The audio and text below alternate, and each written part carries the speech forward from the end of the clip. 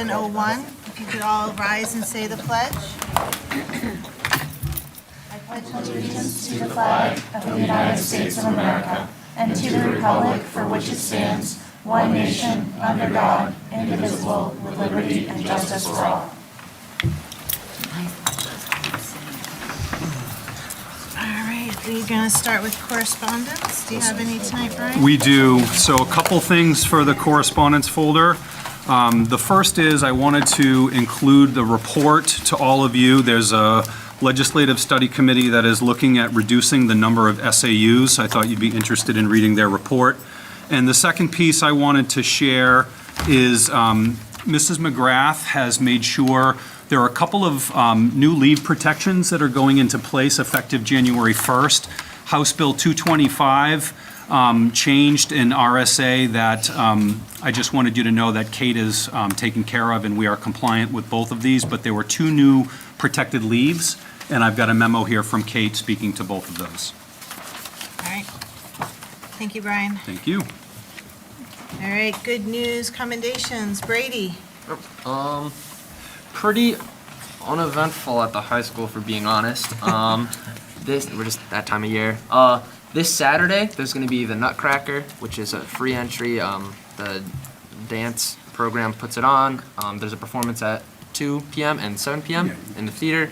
As I said, it's free, so if you're not doing anything, go out and support them. And the only other thing I really have is that all winter sports have officially started as of today. Thank you. Thank you, Brady. All right, Mr. Davis. All right, so at MVMS, some kind of pretty cool. The students on Team 6-3 completed 120,000 IXL ELA questions, which were on or above grade level. The cool thing about this is it was set up as an enrichment activity, and the students did these on their own time. So this was not done by the school during the school day. They opted to do these outside of the school, and 120,000 is a pretty hefty number in the month of November. So that was big kudos to them. Tracy Parker, who's an 8th grade math teacher, just completed her master's work, and upon confirmation will be awarded her master's in arts and mathematics. So congratulations to Tracy. MBMS was awarded a grant to work with a company called Retrees US to have a mini food forest built on the campus. The food forest will stand as an outdoor learning environment to teach kids about growing food, integrating the natural woods into the gardens, and supporting the local community. The MVMS Food Forest will be Retree's pilot program, so it will be the model school for other schools across New England. I've been working with the high school to try to build some connections to kind of hopefully join some of the things that are done at the high school with the middle school, as well as working with some of the other grades to try and find ways to kind of integrate what they do and to kind of expand the food forest. So more to come on that. And the 5th grade students just completed work with the artisan residents, and they created a massive mural in the hilltop. If you haven't seen it, it's absolutely beautiful. It really kind of changes the whole dynamics of our hilltop. And it was designed by Angela Barber, who's one of our 8th grade science teachers. She's a new teacher at MVMS this year, and it's beautiful. So I have some pictures, color pictures, that I'll pass around so people want to see what it looks like if you haven't seen it. I highly recommend, if you get a chance to get up to MVMS, to take a look at it. It is very stunning. The pictures don't necessarily do it justice, but I'll pass them around if people want to see them. And that's MVMS. Thank you, Mr. Davis. Okay, Ms. Bean. And then back to the high school. We are offering extended learning opportunities this year through Kurt McDermott. And so far, we've had several extended learning opportunities happening, including one student who's currently job shadowing at Maple Ave, another student editing and seeking publication for a 600-page novel, 7 students presenting to classes about responsible effectiveness technology use, 2 are attending college courses online, and 22 are interviewing professional mentors in careers ranging from dental hygiene to construction to museum curation. So that's exciting. National Honor Society had 40 students submit applications to try and get into the National Honor Society. The Faculty Council will review their applications in the month of December, and selected students will be inducted in January. Nice. And that's what I have for you. That's it. Thank you, Ms. Bean. Go ahead, Wendy. Great, thank you. Just wanted to report out from Glen Lake, Maple Avenue, and Bartlett right before the Thanksgiving holiday. They participated in the canned food drive, and they got a substantial amount of food items for the Goffstown Food Network. So special thank you to all of our families for taking part in that. Wonderful. Thank you. Anyone else? Commendations, good news? Go ahead, Jenny. This is just my very older sister, Goffstown High School graduate of 1959, went to a cheerleading tournament. I think it was in Pinkerton. Her granddaughter is a senior at Memorial. And all of the girls did their performances, and they said that Goffstown wouldn't be performing because one of their students was hurt. And so they did everything, and they gave out the awards, and then there was an announcement that said Goffstown would be coming out and doing their performance anyway.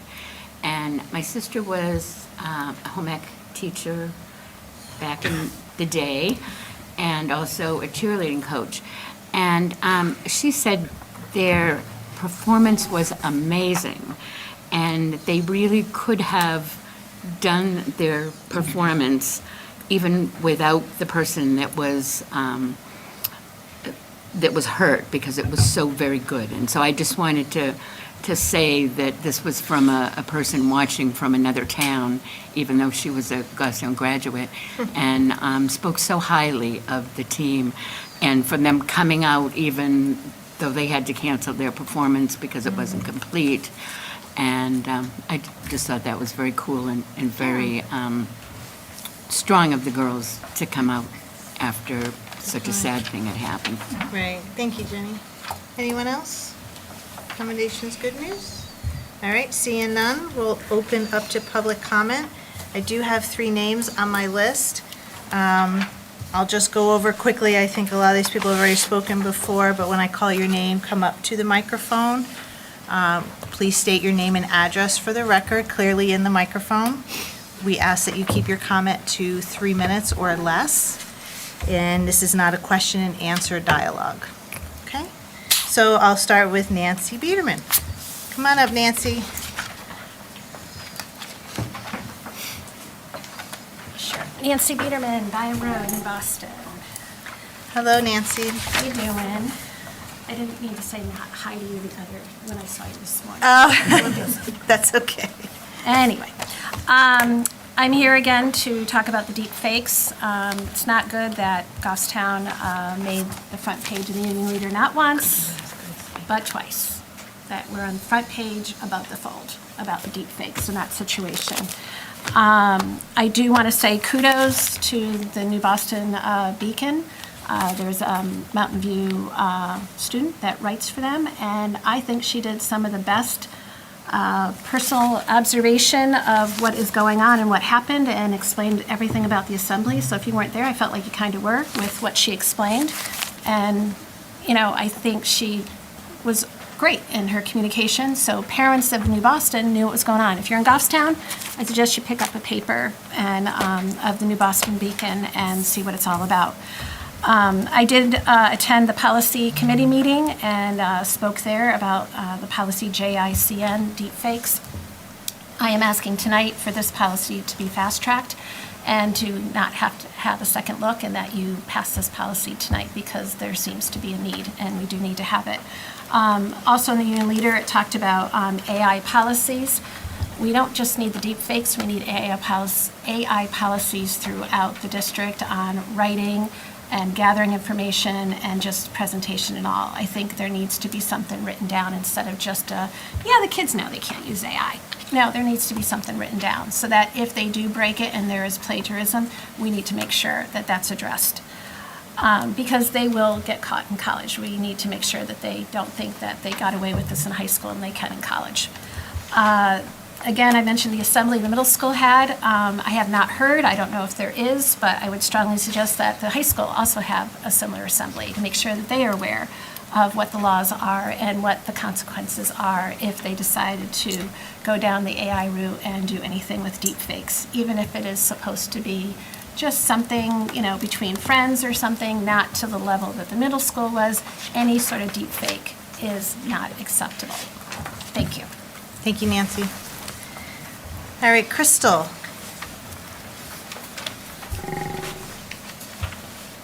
Hi, Crystal, welcome. Hi, thank you. Crystal LaBranch, Byam Road. Sorry, I gotta take these off to be able to read this. Good evening. Thank you again for allowing me to speak. My name is Crystal. I am the parent of one of the victims of the AI sexually generated images and incident that happened at the middle school almost 2 months ago now.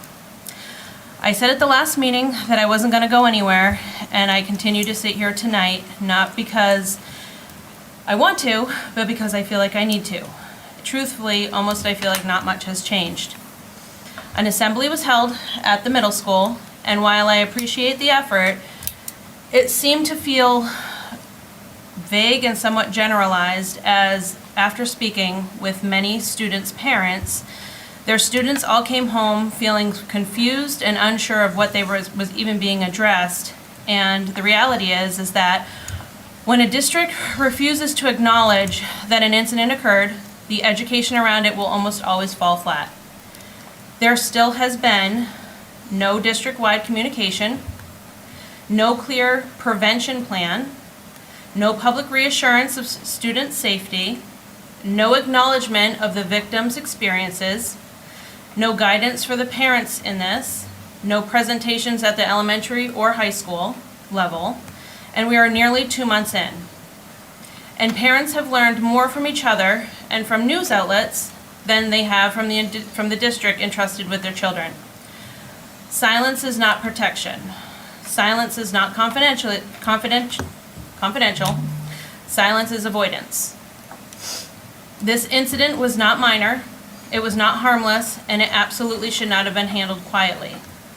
Our daughters, the victims, are navigating anxiety, missed school days, emotional fallouts, and disrupted activities. Their safeties, routines, and sense of self were shaken, and yet the district's response continues to feel reactive, minimal, and forced on limiting public scrutiny rather than truly addressing the issue.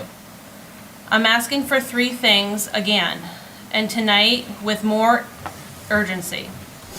A district-wide communication acknowledging that an incident involving AI-generated explicit content did occur and outlining the proactive steps. Not details, no one's asking for names, just transparency. A real comprehensive district-wide education plan that reaches all grades and that is developmentally appropriate, not vague or confusing. A clear statement of policy being put into place and expediting this and the consequences of digital, AI, or sexual harassment involving minors. If consequences exist, parents deserve to understand them. I'm not here for conflict. I'm not here because I am here because these children deserve better, and they still do. This is not my daughter alone. This is about the next child in this district who may not have a parent willing or able to fight. I will continue speaking until meaningful change happens, because ignoring it, minimizing it, and quietly hoping it fades is exactly when these things happen again. So before I close, I just have a couple of questions that I wanted to address to the board. I know that you can't respond. First is, why has there still been no district-wide communication acknowledging that a serious digital safety incident occurred, even in general terms, to help parents understand the risks and talk to their children? And what is the district's communication plan moving forward when incidents like this happen again? Second, why was the assembly held only at the middle school, given that AI misuse can occur at any age and it affects families district-wide? What prevented a coordinated approach across all schools?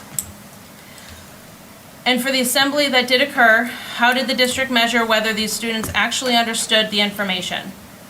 What tools or outcome were used to determine the effectiveness? And not that children were coming home telling their parents. I really didn't get it. What is the timeline for the follow-up presentation mentioned in the email? And what is the plan for similar education at a high school and elementary level? Third, what is the trauma-informed supports are being offered to the victims academically, emotionally, and socially to ensure their well-being? What safeguards are in place to ensure these students are not placed in triggering or uncomfortable situations that involve students as the year continues and not just the season? Fourth, parents have repeatedly asked for clarification on the consequences outlined in the district's own policies or not, as of yet, regarding digital harassment and AI misuse. Why have these policies not been clearly explained to the victims' families?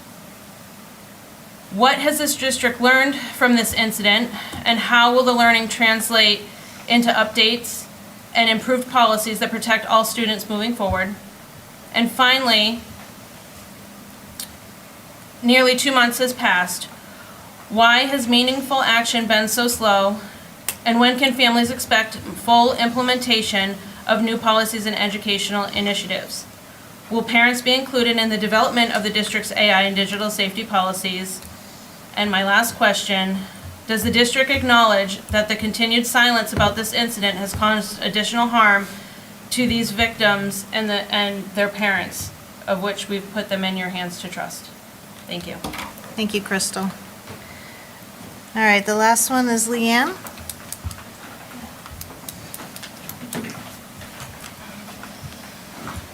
Hi, Leanne, welcome. Thanks. Good evening. My name's Leanne Burlingame, and I'm here tonight as a voice for my child, who is also a victim of the AI incident that happened at Mountain View Middle School on October 7th, 2025. I'm here not just for my child, but for every child in this district. I'm asking the board to fast-track policy JICN. There is no need to wait. Bedford had this adopted 2 weeks after the incident at their school last year. We're approaching 2 months. In that time, the only communication sent to families was an email from the superintendent which described information circulating on social media as containing half-truths and rumors, and continued that such posts could cause anxiety and harm to students. The next communication came more than a month after the incident, informing the middle school's parents that an assembly on AI safety and online safety would be presented to 7th and 8th grade students. Yet nearly 2 months later, there has still been no direct acknowledgement to families that an actual incident occurred within this district. As parents, we have had to turn to social media, news outlets, and board and policy meetings continuously, simply to be heard. Our requests have been consistent and reasonable. Acknowledgement of what happened first and foremost. Education for staff and students about the risk of AI and online misuse, and protection for the children who continue to walk the same halls as those involved in creating and distributing explicit, fake AI images of their peers. Without clear communication and strong policies, the seriousness of this situation has been minimized, and the impression has been given that such acts are not as severe as they truly are. In reality, creating and distributing explicit images of anyone, but especially minors, even artificially generated ones, is a serious matter and a Class B felony under the law. At the November policy meeting, there was a discussion about making the cell phone ban permanent. It was stated that the policy was fast-tracked so it could be in place for the start of school, and it was easy to adopt and push out because it was aligned with state law. Well, policy JICN, which is RSA 638:26-A, is also a state law, and it was effective January 1st of this year. Yet here we are nearly 2 months after an incident, only now beginning to hear the full proposal. I ask you this, why has it taken so long to begin this process, when the safety and dignity of students are at stake? When you accepted your role in this district, you did so with the responsibility to protect children. Your duty is to provide a safe, inclusive, and supportive environment where students can learn and grow into successful members of society. The lack of acknowledgement and delay in action have sent a troubling message that what these victims endured is not as important as other issues, such as a cell phone ban. Silence communicates indifference, and indifference deepens harm. This is your opportunity to do better, to act decisively, to show students and families that their safety and dignity matter. Other districts, such as Bedford, faced similar incidents and moved quickly to adopt protective policies within weeks. We should expect no less here. Being silent changes nothing. Silence tells victims that their pain is secondary. Action, acknowledgement, and education are what will make the difference. I urge you to fast-track policy JICN to provide clear communication to the entire district, to ensure accountability so that no child in this district ever has to endure what mine and others have endured. Thank you. Thank you, Leanne. All right, so that's the 3 names on the list. Is there anyone else that didn't get to sign that would like to speak tonight? All right, seeing none, we're going to close public comment. You guys are more than welcome to stay, but if you do want to leave, just do so quickly and quietly. All right, so before we go on to the approval of our November 10th board meeting, we have an agenda item that was not put on. It's a quick presentation from our high school with the pergola project. So if you guys want to come on up. So this is Mr. Bracy, Mr. Chadbourne. They're going to be speaking to the pergola project that originally was scheduled to be a small structure out in the front of the school, out here. And it's now morphed a little bit. So it's a slightly larger project with a different location. And we should also share that this project is also associated with 2 classes that we're offering here, Timber Framing 1 and Timber Framing 2. Hello, welcome. Thank you. Thank you. Yeah, as Mr. Balke said, Mr. Bracy and I are kind of piloting the timber framing courses this year in our architectural applications course, and with the goal of creating the pavilion as part of our project. And as you can see on our slides here, this is ultimately what our goal is to create. But we segued from the front of the building to back behind the school on the football field. There's a set of bleachers that the band plays on during football games that you might be familiar with off to the side. If you go forward 2 slides, you'll kind of see that. It's in the dark back there. But one use of this pavilion would be to provide a cover for the band as they're playing for those games, but also as a cover for any fan during other games, field hockey and what have you, soccer games as well. Inclement weather situations. Yeah. Just thinking like our goals with this for students is learning traditional trades, learning hand tools and power tools, understanding how to do layout of relatively complicated things, to the point where if they decide to go into a career in the trades, they will have a large heads up on their peers at that point. Yeah, and as we were kind of pushing forward with the timber framing class, students can get a wealth of knowledge through carpentry courses at the Manchester School of Technology, and we wanted to kind of distinguish our program here at the school and provide something that is very unique that they can't get anywhere else. And projects like the Pavilion project are a great example of that. If we could go forward 2 slides, I guess. So some information about the pavilion. In the picture here, it is not covered, but it will have a cover to it. We just wanted to kind of highlight the timber frame joinery here. Some key features are of our timber frame is mortise and tenon, and as Mr. Balke said, I have... That's 90 degrees rotated right now, right? Yes. There we go. We brought props, but this is kind of a smaller version, if you believe it or not. These are made with 4x4 timbers, and what we'll be using are 8x8s. So these are much smaller, but this would essentially be one of the posts that holds up the frame with the tie beam and uses the same joinery that the students will be using. One of the neat features here is that this is using a wedged tenon and the braces that we'll be using as well. And students have been working on figuring out how to lay all this out on some of our kind of practice problems that we've been doing this fall on some timber frame benches. If you go forward, maybe Two more? Yeah. Yeah, there we go. So you can see the rendering of a bench on the left, and you can see students doing layout using framing squares and combination squares on the right. So their process is using plans, figure out where everything goes, lay it out in pencil, have it checked. Once it's checked and approved, they can start going through the cutting process. The amount of precision that we have students using is kind of insane to me. To the 32nd of an inch is pretty much where we're at. Anything off, we get to redo it. We've had a lot of redos, but they keep going with it. So to see them persevere through difficult things is kind of awesome. And the benches are using the same joinery that we're going to be using on the pavilion. So it's a great introduction to that. We have a timeline here, and there are two courses that are going to be working on the timbers that are going to be used for the pavilion project. So this fall, we have 12 students in our architectural applications course, and we're currently working on building the benches. We just got our delivery of half of the wood that's going to be used towards the pavilion project, and we're going to start cutting that this week, I would say, starting to cut that We don't have this any week. snow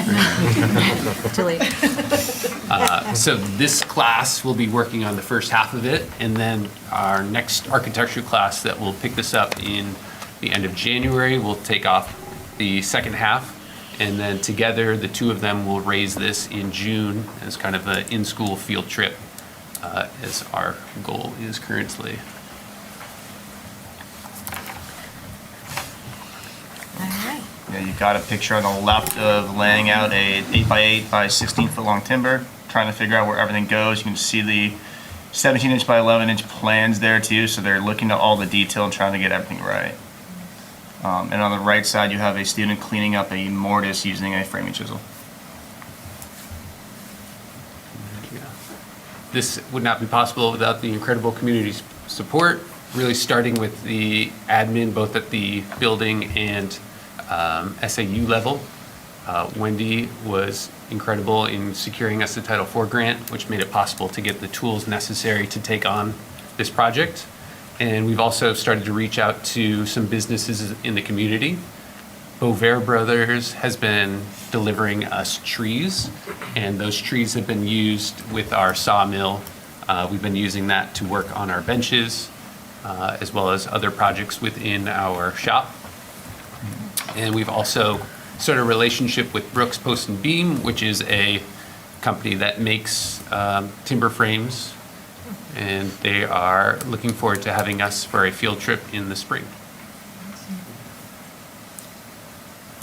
And I guess we just want to extend that, if there are other people in the community watching, that we are open and excited to have more community opportunities to get other people involved as we take on this project, and get other kind of professionals in the fields that could be helpful here. So you're looking to start this for next year? Yep. So what we wanted to present to the board is, this is a pretty permanent structure, and it's not insignificant in size. So we thought it would be important for the board to see the scope of what's going on and to give you the opportunity to weigh in on the project. We probably would be wise to get a motion to proceed with the project if the board is in concurrence, but Go ahead, Jenny. I'll make a motion to continue on with the project. I think it's important for us to, many people are talking about we need to go back to the trades more, and where we're having trouble getting support for a lot of MST classes that we want to do. I think if people are interested in doing things like this at school and after school, and if our community is interested in assisting us, I think that's awesome. For kids, maybe some in-service, some internship stuff can come out of this, so I think it's a very positive thing for kids. Right, thank you, Jenny. So I have a motion, do I have a second? I'll second. By Vanessa. Any further questions, comments? Go ahead, Retta. Yeah, I just have a question. Great project. I'm sure the kids are excited and working on it. I'm wondering, in regard to the location on the field, if the athletic director has weighed in, and how does that fit in with what happens on the field? Yeah, so it's not on the field, it's off the field, right? And we have had conversations with Ryan Cowett about that. I think we're all in agreement that it would be a useful location for it. Great. I would just add that this is a great innovative project, and I agree with Ginny. I think we need more kids to go into the trades. We should never think that kids going to college is the only pathway. And the work that we're doing here, we also need to remember, in the FY27 budget that we presented, we had an increase of about $225,000 because we've continued to see less money coming from the state to pay for things like vocational programming. So in the past, the state used to cover 50+% of the cost of that. Now they don't. So we continue to see programs that are important, but the continued erosion of the funding for those programs at the state level. So I appreciate the project. These two guys are both incredible teachers, and we're so lucky to have them. I'm so grateful for all they do. We have an incredible math department. So here are two members. Mrs. Bean is another member. We've got incredible math teachers, and we're so lucky and so grateful, and I really appreciate the project that they're doing. Did you have your hand up, Jenny? Yeah, I think ongoing, if this were to be a project that continued multiple years, I think they could make all kinds of cool stuff on the campus and other schools' campuses, ongoing projects, different years, so. Right. That would be the hope, and just be as public with it as we can be, right? We want to show off what our kids can do. Love it. Go ahead, Wendy. I'd also mention that this fall, we brought a presentation to C&E for some course recommendations for next year, and timber framing was a part of that. So next month at C&E, when the high school is there to present the program of studies, you will see timber framing as a part of the new program of studies. I'd also mention the Title IV grant that we were able to secure. That's almost $14,000 worth of parts, tools, everything that they need to make this happen. So special thank you to two fabulous teachers who came up with this great innovative idea from talking to kids. This is where it came about, so it's fantastic. Yeah, that's wonderful. All right, I have a motion, I have a second. Go ahead, Jack. I'm just curious. I'd like to know wood species, paint or stained, and what type of roof we putting on it. Eastern white pine, Okay. local. Not painted. Not Don't want painted. painted, Okay. but stain of some sort, or preservative of some sort, metal roof. Okay. Did I answer all your questions? Yep. Thanks, Jack. All right, so I have a motion, I have a second. We've had good discussion. All those in favor say aye. Aye. Teacher, student, opposed, abstaining, we're unanimous. Everybody said yes. Well, thank you guys Thank so you. much Thank for you. coming Thank you. tonight. Appreciate it, and we like to have updates on how it goes. Will do. Absolutely. Thank you. You're welcome. Who's certifying Yeah. the wood? All right, so now we're going to approve the November 10th board meeting minutes. Is this the new one? Okay. All right, go ahead, Jared. Just a friendly amendment on page 2 from our reporting. The Marines were born not in a bar, but a bar. 2 words. So just want to make sure we had that amendment put in there. And I will make a motion to approve the amended minutes. I'll second. Thank you, Jared. Thank you, Vanessa. All right, anything else? Anybody else see anything? All right, all those in favor say aye. Aye. Teachers, students, opposed, abstaining. Okay, we're unanimous. Thank you. All right, committee reports. All right, Doug or Caroline, who wants to start? You want to start with the manifest? Yeah, I can start with the manifest. So I will make a motion to approve the November 7th through November 24th, 2025 manifest in the total amount of $3,337,718.72. All right, do I have a second? No, second. By Jack? All right, go ahead. All right, so we've got 4 categories of payments here. The first is payroll taxes and benefits in the total amount of $2,470,880.36. The largest payout was for payroll in the amount of $771,077. The next category is special education. We paid a total of $93,126.45. There were 2 large payouts in this category, the first being to Lighthouse School in a total amount of $26,655, and then to Seven Hills for $12,196. The next category is general expenses. There's a number of payouts here. The total amount is $643,417.36. The largest payout was for the Goffstown share of the SAU 19 assessment for $204,608.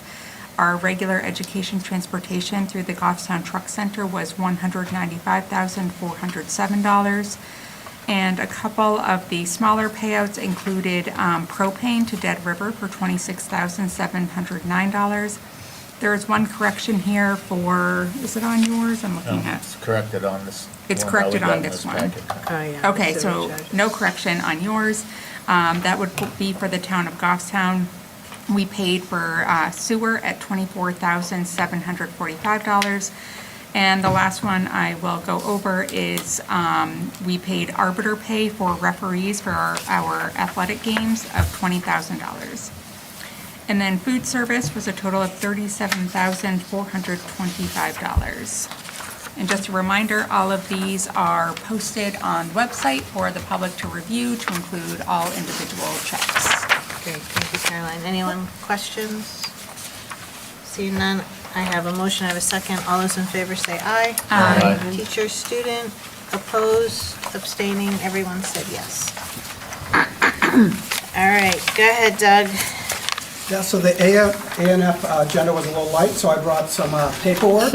So I'd like to say the good news was that I started with 4 committee members and I ended with 4 committee members. So I want to thank them for listening to me for about 40 minutes. So what we did was we went over bank reconciliations. So what that is, you know, it's done on a monthly basis, but part of it is done daily, part of it is done weekly.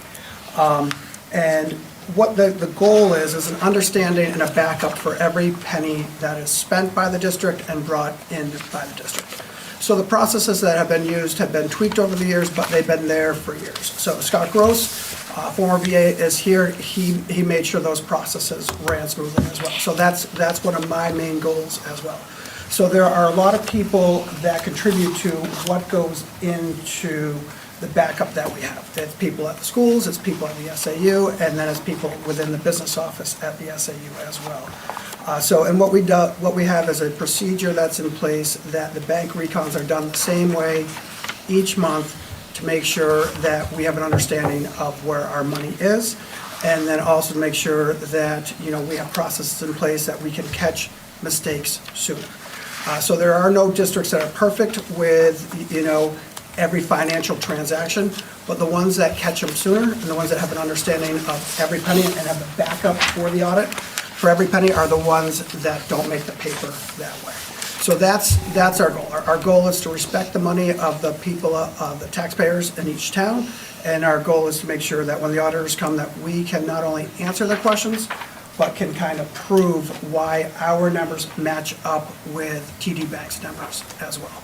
So I wanted to thank them for kind of sticking along with that, and that kind of brings us into my next thing. So as we respect the money, you know, one thing that we have going on is the warrant articles. I want to make sure that we're all on the same page for that. So the first warrant article is always the election of officers. We have 3 members of the school board who would be, term would be ending at that point. So it would be 3 positions opening for that. No other positions would be open. Other positions include such things as the treasurer, moderator, clerk. Each of those were elected in 2024 warrant for 3 years. So it's just 3 members of the school board. Then we would go into the operating and default budget as a warrant article question. And then our goal is also to have the GEA, or the teacher and professionals contract, as a warrant article. And then lastly, as of right now, we have identified the capital reserve fund as the 4th and last warrant article, but wanted to make sure that that's where the board felt we were at as well. We are still recommending a deposit of $300,000 into that. We have projects that are in excess of $300,000, but part of the goal was kind of to stay consistent with what was deposited last year, which was $300,000. So right now, if we take away the amount that we have saved towards turf, and we expect to pay out for approved projects. We have 128,000 roughly in the CRF. If we add the 300,000, then that brings us up to 428,000. Again, we take away 50,000 for the turf reserve. And then we go into the safety things, which seems to be everyone's priority as far as doors, smoke detectors, firewall, and needed infrastructure as well, including the network switching. That would leave us with 102,000. So we can see that, there are other projects that are important to do. Some of that involves drainage, pavement, some of that involves rugs that go back to the 1990s or 2001. These wooden chairs that we sit on right now that are rocking back and forth. But that's kind of where we see, why by working with the board, kind of that priority, but we wanted to make sure that we were still under the same impression as far as what our warrant articles would be and the amount of that CRF deposit. Great, thank you, Doug. Any questions, comments for Doug? Go ahead, Brian. I would just share that there is no update on the GEA contract at this point, but we do, we're hopeful that we'll have an agreement to bring to the board, that the board will ratify and the Teachers Association will ratify, but we're not done yet. Thanks, Brian. All right, so you're all set, Doug? All set. All right, thank you. All right, Jared, budget. So there's no meeting tomorrow, I guess. They Yeah. decided to cancel it. Yes. So just, yeah, I know. Jack is off the hook permanently now, for the remainder of the year. So looking at school deliberations, we do have Thursday, the 4th, and Tuesday, the 9th. They'll be reviewing the school budget by line items. Doug and I will, of course, be present to talk through any of those items that might come up by the budget committee. Tuesday, December 16th, they will be doing the town remainders and water precincts, kind of going through a second pass. And then on Thursday, the 18th, will be the school deliberations again. So if we're looking at just the school, we got December 4th, December 9th, and then December 18th is when we'll be talking about the school budget with the budget committee. They are looking at having the warrant articles finalized by January 6th. That should include the GEA contract as well as CRF or anything that is money-related going to the budget committee for a vote. And the tentative budget committee public hearing is Thursday, January 15th. So that is when we kind of listen to public comment about the totality of the budgets for both the town, school, and all those warrant articles, receive feedback, and then do our final approval or vote that would show up on the warrant article itself for the legislative body in March. Ms. Moore and I will forward this to you if you need it. Thank you, Jared. You're all set? Unless if there's any questions. Any questions? Are those all at 6, Jared? 6 right here. Thank you. Yeah. Thanks, Vanessa. All right, C&E, Ginny. Yes. Our last meeting, all the principals came and we reviewed all of the testing results, and they will be back to give a full presentation to the full board in January. So we will hear all of that then. And when is your next meeting? We don't have a date yet. Next Monday. Oh, we do? Yep, next Monday. Oh, sorry, next Monday. And what is that date? The 8th? The 8th. December 8th at 7? Yes. All right, thanks, Ginny. All right, PNC, Retta. Yes, PNC met this evening. We went over the nominations for the Cornerstone and Dreamkeeper Awards. We'll be talking about those later in public. Just a reminder that the New Hampshire School Board Association puts on a lot of great webinars that are recorded. We have access to the recordings. So a lot of these topics that are coming up with bills that are coming down the line, it's a great way to be informed. There's a lot of good information out there. And our next meeting is January 5th. We're making great progress at going paperless. Not 100%, but we're getting there. Awesome, thank you, Retta. All right, policy review, Shane. Thank you. Policy met a couple weeks ago now, and we have a bunch of first reads that are coming your way tonight. Policy will be meeting again next week, which is December 8th at 5:30 at the SAU. Perfect, thank you.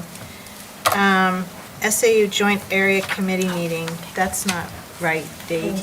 Didn't we change dates today on stuff? 17th. 17. For the area or the SAU? I thought that was the SAU. We're gonna have. We're doing both? 5:30. All right, Jared, go ahead then. Okay, so the joint area meeting is going to be at 5:30. It's currently listed as 6 in our agenda. Okay, yeah. But it looks like there is a plurality to move our SAU board meeting, which will also include our line item budget review for the SAU itself.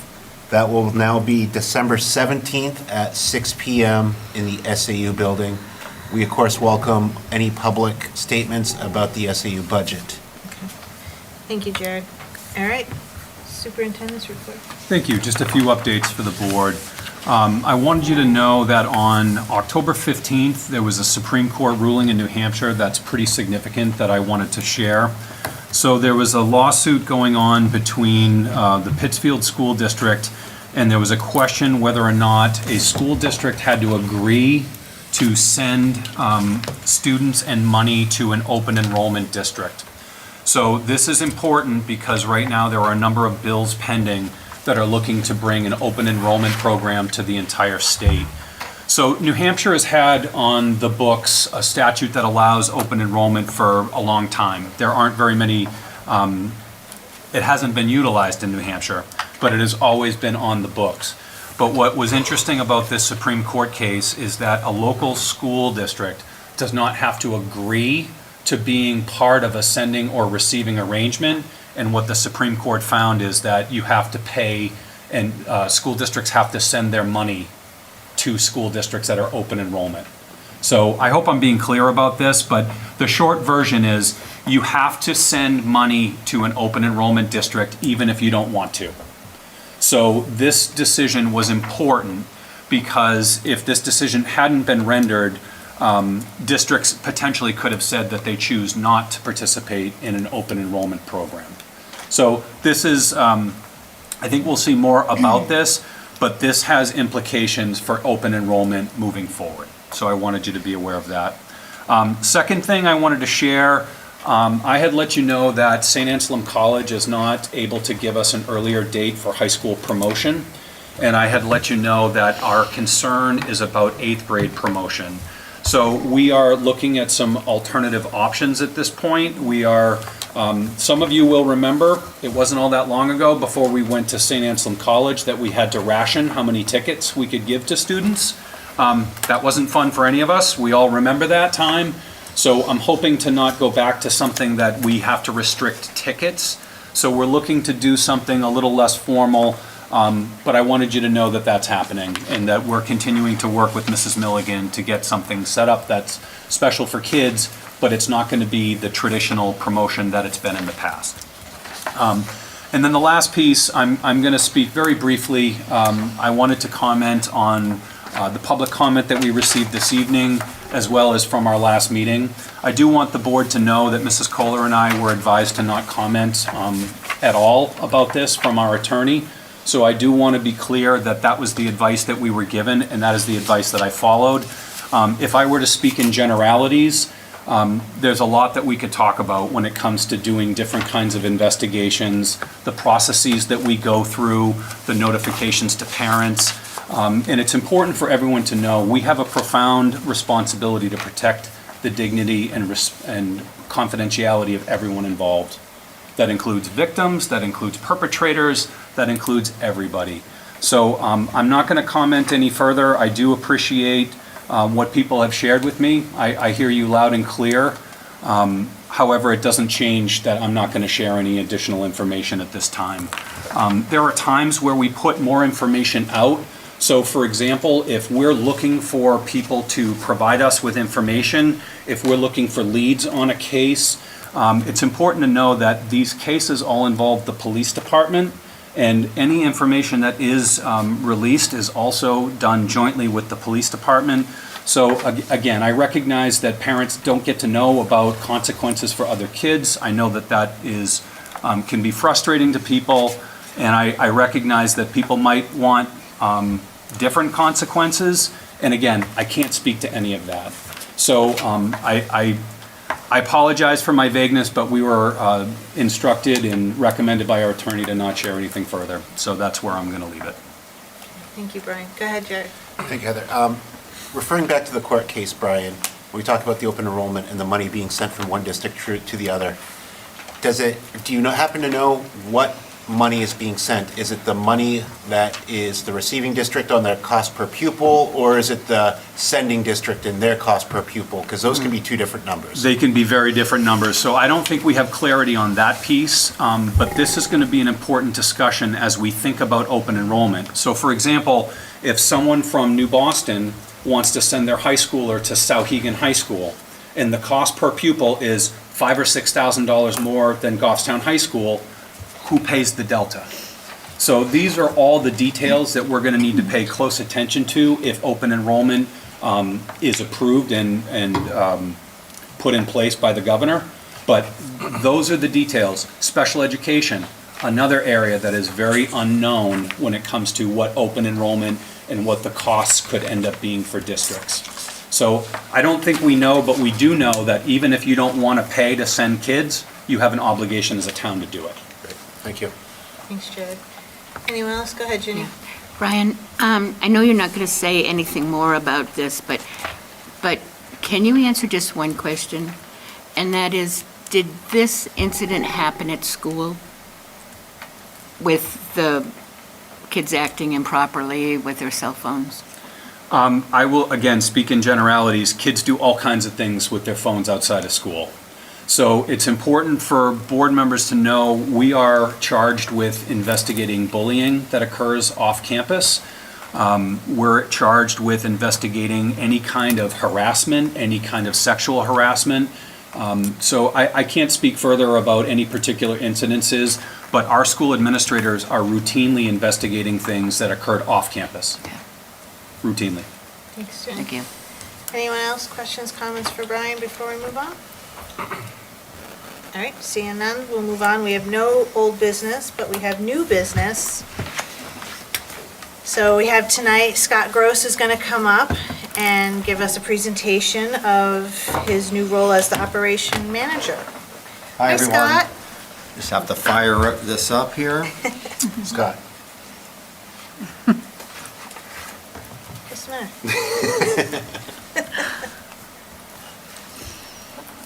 Inside joke, I'm sorry. That's fine. All righty. Yes, help me protect my content. Okay. For those of you who don't know me, I think most of you do know me, my name is Scott Gross, and my new title is Operations Manager. And I was asked by the superintendent and both boards I'll be doing the same presentation for New Boston, just to kind of go over what this new role encompasses. So just as a refresher, this is an SAU 19 position. So I work for both the Goffstown and New Boston school districts, and it was created as part of a restructuring of the business office last year, which will be this year, whereby my position was created using a vacant accountant 2 position. My role does continue to support some business office functions, and I'll go over some of those a little bit later. And I provide operational leadership and assistance for all SAU 19 schools. Lastly, and those of you who are familiar with the SAU board and our school boards, and we mentioned before the retirements that are happening within the school systems, we do anticipate a lot of retirements from senior level administrators, and my job will help support that transition as well. I'm not going to go over this. For those of you who don't know me, this is just my background and experience. And some of my key responsibilities are in 5 buckets. Safety and compliance management, IT, facilities, project management and support, business office and HR support, operational process reviews, and lastly, strategic communications. And depending upon the time of year and the year, the scope of those are different. So we'll start off with safety responsibilities. The superintendent tasked myself and Wendy with our quarterly safety meetings. We do meet with Goffstown and New Boston emergency responders. We are looking at our emergency operations plans, and we're currently rewriting our reunification plan and providing more graphics and maps with respect to that. As part of my business office support, I still review all of our contracts that we get. Occasionally, I have to give those to our attorney if it goes above and beyond, my comfort level on things. And I also prepare and review various memorandums of understanding, whether that be with the YMCA, we have MOUs with New Boston Parks and Recreation, the police department, you name it. We've got quite a few of those. The other one is grant compliance, and there are tons of compliance requirements by the state and federal government, and I'll touch upon that a little bit later. So for safety and transportation responsibilities, so one of the ones that I worked on recently was huddle compliance, and that had to deal with making sure that there was privacy compliance on that one, and we got that one squared away. I am the liaison for the Goffstown Truck Center, which is STA. So if there are bus stop requests, which we get routinely, I will take a look at those and work with the superintendent, bus company, and others to try to resolve that. And then safety planning. What you may not know is that we are required by state labor laws to have what's called a joint loss management committee, and Christine has been heavily involved in that one. We meet quarterly, and Derek is also on that committee. Thank you, Derek. But we also have to do building safety inspections and awareness to avoid workers' compensation injuries. Lastly, I've been working on newly mandated crowd control expectations. So we have to have certified crowd control people. And we have a course now in Vector, which we're going to have all of our administrators and other key personnel take. But it's another one of these things where there's more and more mandates of what we have to do to comply with state and federal law.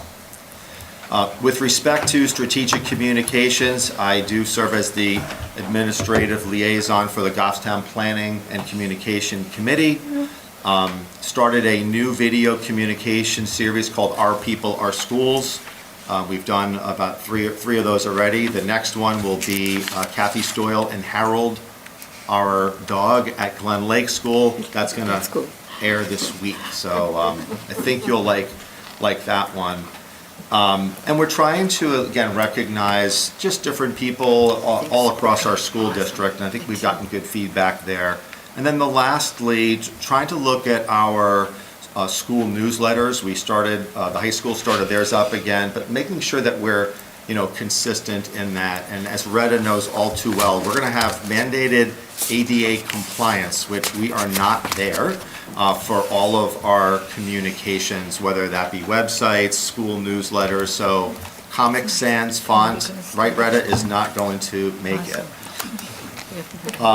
In terms of IT and facilities support, one of my roles when I was the business administrator was to deal with the Goffstown and New Boston Capital Improvements Plan and that process. I still have retained those responsibilities, so I work with the town CIP committee in both Goffstown and New Boston, do those presentations and address the matrix that we have.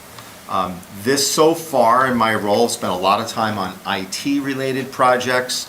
We replaced all of our staff laptops over the summer, and our IT department did an outstanding job. I worked with a couple of teachers within the school district on providing technical training to our staff, so that was something that was a week-long process. And lastly, I'm working with Stephen in IT and Randy Loring, our facilities director, on SAFE grants. So there's another round of SAFE grants, and we have put in 11 of them across Goffstown and New Boston related to access controls, emergency alerting, things of that nature. Projects overview, we are looking, I've been working with a contractor and Randy on an expanded parking lot design and some options here at Goffstown High School. And when I say working with others, based upon my past experiences and relationships with DPW, they're helping us on some preliminary design work, etc. As you know, we lost one of our baseball fields in town. Only the school district in town do not own a baseball diamond, 90-foot baseball diamond.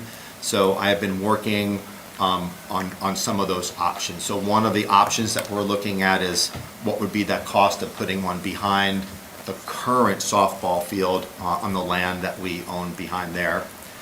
We just updated the Goffstown softball scoreboard. Was heavily involved in that. Thought that came out pretty well. Brady, you're nodding. I think you like it, so that's good. That's cool. And lastly, with New Boston, we're looking at some HVAC and other building improvements and renovations. And similar to Goffstown that used EMC, New Boston is also having them take a look and do an analysis there. In terms of additional projects, I work with an Eagle Scout, Mr. Cowett, our athletic director, and the administration here at Goffstown High School. And that was an Eagle Scout cross-country trail development that required working with the town and different departments. I worked with Matt and Nate on this pergola construction project. Again, putting them in touch with Jack Shepard, our town building inspector, and making sure that the scope of the project, it did get bigger, so wanted to make sure, the location and kind of work that out with the stakeholders. One of the projects that I'm working on for the superintendent is a residency verification of students, and that involves a third-party vendor, and it involves working with our IT department, and we're getting very close on doing that residency verification. As the superintendent mentioned, it is quite costly, the cost per student, and regardless of open enrollment, we want to make sure that residents that are attending Goffstown schools are truly residents of Goffstown and New Boston. Over the summer, we worked on Power School, My Power Hub, and that was a way for parents to let the school know that their student might be absent, whether that be illness, etc., and we are encouraging more to do that.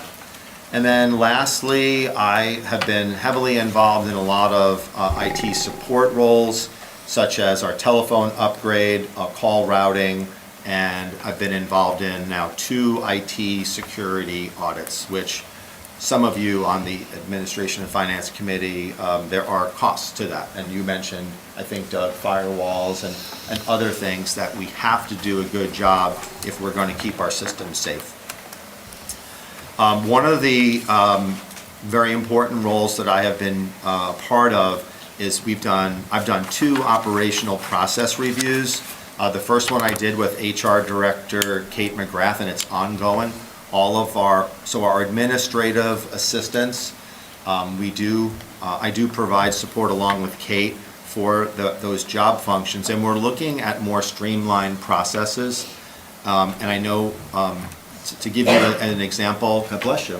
To give you an example, we're trying to make sure that jobs that are not IT related are handled by other folks. So one example would be photocopiers. I don't know how it morphed into this, but photocopier tickets were going to our IT department when they should have been going to our administrative assistant folks. Now granted, our photocopies are all network linked, and that will still remain an IT function, but we're trying to make sure that the right people are doing the right jobs.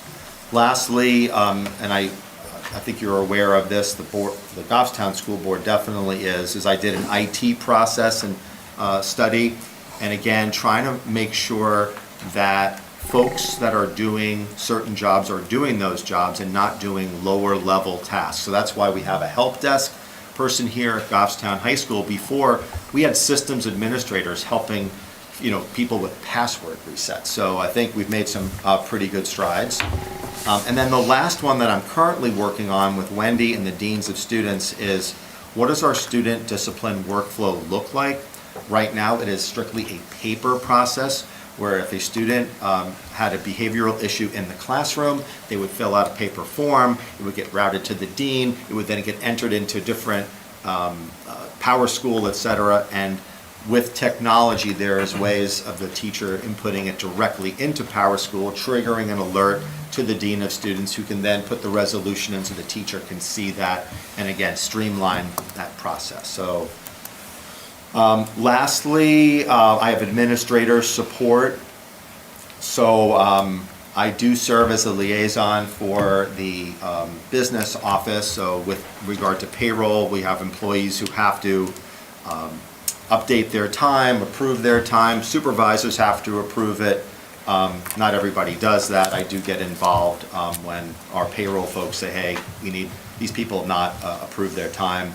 I still deal with facility use. I handle all the insurance claims and risk management for both New Boston and Goffstown. So if there are property or liability type claims or legal actions, I still handle those. I do work with the athletics department on a variety of issues, mostly with regard to transportation, facilities and equipment, contracts and agreements, and some assistance on, kind of talking through some personnel matters.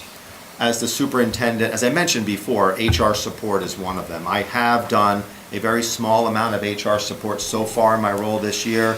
I would envision that in the months ahead and the years ahead that it would be more HR, but right now it's a lot of it's been IT. And then lastly, I provide technical assistance on various SAU 9 productivity and other software applications. So if you talk to the teachers, they'll tell you we got more software applications than you can count, and trying to make sure that everybody feels somewhat comfortable with them, and trying to create a network of subject matter experts who can help others in doing so. So that's it, Jared. I hope I filled your, and Shane, I did okay? All right, and then lastly, if there are any questions that board members may have. Anybody? Questions, comments for Scott? Go ahead, Brian. Yeah, I would just share, I think Scott has done a great job in this new role. Scott is a very hard worker. Scott is a high achiever. I appreciate that Scott shared that we haven't gotten as far with the HR functions. That's accurate. And I think the reason that that's accurate is we have so many needs in the IT realm. So my hope had been that Scott would be spending about a third of his time supporting the HR department. That has not been the case. It has been way heavier on the IT end of things because we have so many needs. And as I shared with you during the FY27 budget presentation and the budget presentation prior we're looking at a multi-year approach to IT, that we need to do this over time because we simply can't allocate as many resources as we need. So Scott has been invaluable in that. And I hope that as we continue on, he's going to be able to help out in the HR department more down the road. Thank you, Brian. Anyone else? Questions, comments for Scott? Thank you, Scott. We appreciate you coming. Thanks. Thanks, Scott. All right, so we're on to first read. Shane. All right, so we have a number of policies up for first read tonight. Obviously, we have policy JICN, which was discussed earlier a little bit, and the regulation that is going along with it, which is JICNR. We have policy JIH, which is student searches in their property. The addition to that was the use of metal detector wands by administrators when conducting a search. Along with JIH is JIHR, which is the regulation, which has basically stayed the same. There's been just that one number 8 added to JIH. And JICJ, which is unauthorized communication devices. So we emergency approved that in August, and now we are looking to make that permanent. So those are the first read policies for tonight. I know there's been conversation about JICN and JICNR. I don't know if anyone has an appetite to waive policy BGB to adopt those tonight. I don't know that any of you have seen a great deal of this policy, so that's up to you guys. Oh, sorry, Shane. Yeah. Go ahead, Jared. Shane, as a matter of process, for the new policies that we have, we see some red that's crossed out. Is that red crossed out from the State Boards Association? Like, why do we have it crossed out here So for a new policy? our JICN is actually kind of a blend of, was it Bedford and Nashua? Pinkerton. Pinkerton, thank you. Bedford and Pinkerton. So there are some things that we wanted to just switch up a little bit. We thought that the graduated consequences piece made it seem as though some scenarios weren't as serious as others. So that's why in the policy that you'll see, there is the regulation JICNR, which basically just has basically a number of different consequences or reactions to one of these incidents. Oh, thank you. I'd never seen a kind of a cross out for a new policy. Yep. Usually just change policies. Yeah. So it was presented to us as kind of like a blend of those, and then we did a little work on it. Great, thank you. Yep. Anyone else? Go ahead, Vanessa. What is its policy BCB? That, BGB is our policy that is basically the policy for adopting a policy. okay. I would like to make a motion to waive policy BGB and adopt JICN and JICNR on this first look that we're looking at tonight, and fast track just these two. All right, thanks, Vanessa. Do I have a second? Jared, was that a second? No. No. Do you have a question? I do after there's a second. After second. Do we have a second? Anyone seconding? I will second, but I do want to discuss. Thank you. All right, so Jared has his hand up first, so go ahead, Jared. Thank you for breaking that. Just whenever we're waiving a policy, I'd like to know the rationale. Could you Yeah. articulate, as well as your second, why you would have that and why we're waiving our policies to do this? Yeah, definitely. I took a look at it while we were sitting here chatting, and I definitely appreciate the superintendent's position. I've been hearing what the parents have been saying during public comment, and I think, of course, our number one charge is to the kids and their safety, but I also think in a situation where we can act with haste and we can be responsive to the situations that are going on, this is, to me, pretty low-hanging fruit, and it's very similar to policies that are already being adopted in the state. So if we're close enough, I say it should be on the table for a vote. Thank you, Vanessa. Is that good? That's his response. Okay. Caroline? I feel the same as Vanessa. I also feel that we have adopted policies for a time period. And while we can get something on the books and review, make adjustments as time goes on, which I think is possible here, I just do have a couple of things. I am wondering what the conversation was at policy about this and what thoughts and feelings were. And then, do we have to refer to them as students? Can we call students minors to cover like the entire population and not just like a student within a school, but anybody? Minors are prohibited from creating and distributing, and like minors cannot be in these. So You just want to be careful because not all of our students are minors, which is why we refer to them as students. Oh, fantastic, thanks. On Go ahead, the Shane. question about review and all that, actually, on page 3 at the bottom, review and revision, it had stated, and the policy in front of you states, this policy will be reviewed and revised periodically. We actually were going to change that to annually, so it's reviewed every year at the beginning of the school year. Nice. And I just let Ms. Moore know that we had talked about that policy. We also discussed putting, oh, sorry. Go ahead, Laura. We also discussed putting a significant chunk of this in the student handbook because it is new, and so Yeah. that parents and students have a good and complete understanding of what this covers, not just language like deep fakes are prohibited. What does that mean? And it would refer to this policy, but it would still be a substantial statement in the handbook. And in speaking with Mrs. Kohler about that piece, we're going to have that in the handbook, very similar to the way we have the policy, the Yeah. bullying policy in the handbook. Okay. So it'll be very similar in the way it's presented. All right, we have a motion, we have a second. Any other further discussion? Okay, seeing none, all those in favor say aye. Aye. Students and teachers? Opposed, abstaining? We are unanimous. All right, Did we want to look at the policies up for deletion tonight, or do we want to wait until we do?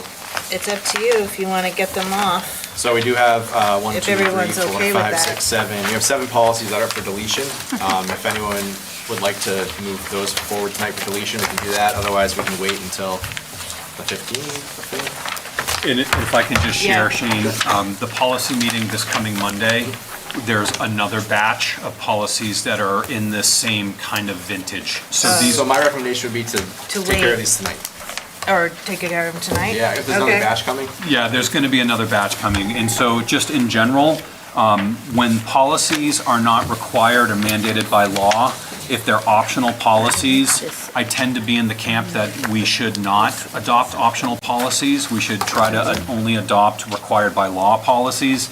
So a lot of these are optional and they're really old. So you'll see here, these are, some of these are 25 years old, these policies. So there is a whole nother batch that we'll be bringing to the next policy meeting.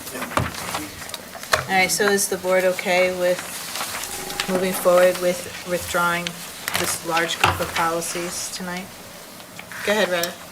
I just have one question. A lot of them have explanations of why they're being removed, but I was just wondering about KED.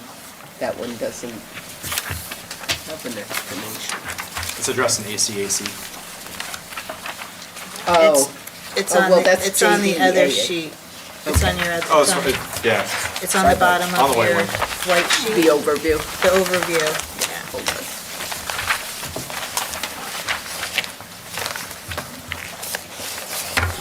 Thank you. I don't think they were in the original when we first saw it. No, I think you're right. I only saw it. And it got added, Yeah. so I appreciate it. Yes, Thank you. I think you're correct. All right, so if everybody is good with this, we'll need a motion to delete the following policies. Go ahead, Retta. I'll make a motion to delete the policies that were recommended to be deleted in the summary sheet. Thank you, Retta. Do I have a second? I'll second. By Vanessa. Any further, guess, go ahead, Jared. In this motion, are we waiving our current policy? Again, kind of the same statement. The BG. We could. Do you want to add that to your Yes. motion? And what was the policy? BGB. Okay. Yes, I'm willing to do that. So waive BGB. Did you get all that, Denise? Vanessa, do you second that amendment? Yeah. All right, so we have a motion, we have a second. Any further discussion? Seeing none, all those in favor say aye. Aye. Opposed? Oh, teacher, student. Opposed, abstaining, we're unanimous. Everybody Thanks, said everyone. So we'll yes. do it again in a couple weeks. Yeah. All right, staffing. On the staffing sheet, I wanted to share the first teacher nomination that's on the staffing sheet. So we have, as the board knows, we have a lot of kids at Maple Ave, and we wanted to be able to provide some additional school counseling support. So this is a portion of a position that we had vacant. So we offered that position to Mr. Demers to have some additional school counseling support for the remainder of this year at Maple Ave. So I wanted to give you a little context. This is a one-year position. I would not anticipate that that continues beyond this year, but I wanted to give a little context for that as you see that position. All right, so I'll need a motion for the teacher nomination by So Ginny. moved. Go ahead, Ginny. So moved. Oh, okay. Do I have a second? I'll second. By Vanessa. Any further discussion? Go ahead, Jared. Brian, you might have mentioned it, just flew over my head. This is a funded position that we currently have, and... Correct. Okay, so it's... Yep. Thank So you. this actually, this 40% of a position, the other 0.6 of the position is Ginny Sinclair, the position, math position at Mountain View Middle School. We had been holding that other portion, and just given, I think, the numbers at Maple Ave, we wanted to support our school counselor at Maple Ave and give a little additional support and resources at that school. Thanks, Thank you. Jared. Any other questions, comments? Okay, all those in favor say aye. Aye. Teacher, student, opposed, abstaining, we're unanimous. So next is the remainder of the sports nominations for the winter season. I think a little explanation is needed here. So Ryan Cowett, who is our athletic director, was our basketball coach for many, many years, a very talented coach, and there's been a restructuring. So our current coach didn't want to continue to be the varsity coach, so there's been a reshuffling. So you'll see here, Mr. Cowett will be going back into the varsity role, Mr. Haynes will be going into the junior varsity role, and Mr. Lovering will be going back into the freshman role. So this was delayed because it was a little different because it involved the athletic director, but I just wanted to give you a little context on those. And the non-sports nominations are, there's nothing really to report there. Okay, go ahead, Ginny. Is the athletic director able to do both? He's going to be able to do both. So I've had some concerns historically about athletic directors coaching, but we will monitor this closely. Ryan is a very talented coach, and I would anticipate he'll do a great job. Thank you, Ginny. All right, so I'll need a motion for the sports and non-sports. Motion to approve the co-curricular sports nominations as presented. And did you say Oh, no? and the co-curricular non-sports nominations as presented. Sorry. Did you get that, Ginny? All right, do I have a second? I'll second. By Shane. Any further discussion? Go ahead, Shane. I just have a comment. To piggyback off that, I had a similar concern as Jeannie about the athletic director as the coach, only because I know that the athletic director role is very demanding, and coaching a varsity sport is also very demanding. So this does concern me, but not enough to say you shouldn't do it, you know what I mean? But I hope it's successful. I do as well, and I've long held this belief. So we will monitor this closely. And again, we can talk about this in non-public as this pertains to personnel, but in the past, I did not allow our athletic director to coach in the past. This is a slightly different situation. I am in support of it now, but this is something that we will monitor closely. Thank you, Shane. Anyone else? Go ahead, Yeah, Jenny. I'm concerned because the basketball team practices like every afternoon, and other sports are going on at the same time, and the athletic director is in charge of all those other sports. We have no other people that can coach men's basketball? Correct. Nobody at all? Nope. We have nobody at all. And correct me if I'm wrong, Mr. Haynes and Mr. Lovering all hang out and help each other. The other coaches do help with the varsity team, or at least they did years ago when my son was on the team. So They do. they are a good support of the three of them. So, Yep.